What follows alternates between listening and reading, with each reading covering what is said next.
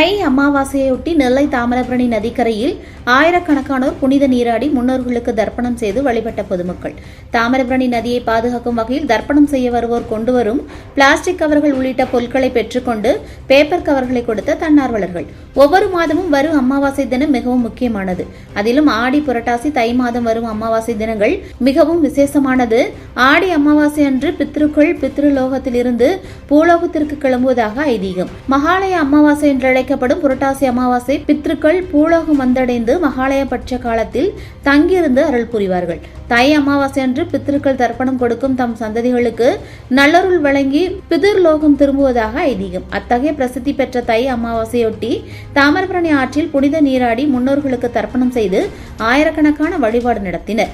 நெல்லை மாநகர் பகுதியில் உள்ள பிரசித்தி பெற்ற படித்துறைகளான சிந்துபூந்துறை, வண்ணாரப்பேட்டை உள்ளிட்ட பல்வேறு பகுதிகளில் அதிகாலை முதல் ஆயிரக்கணக்கானோர் ஒன்று திரண்டு வழிபாடு நடத்தி வருகின்றனர். முன்னோர்களை வேண்டி எள், தண்ணீர் உள்ளிட்டவை வைத்து தாமிரபரணி நதியில் விட்டு பிரார்த்தனை செய்தனர். பொதுமக்களின் கூட்டம் காரணமாக போக்குவரத்து நெரிசலை தவிர்க்க போலீசார் பாதுகாப்பு பணியில் ஈடுபடுத்தப்பட்டுள்ளனர்.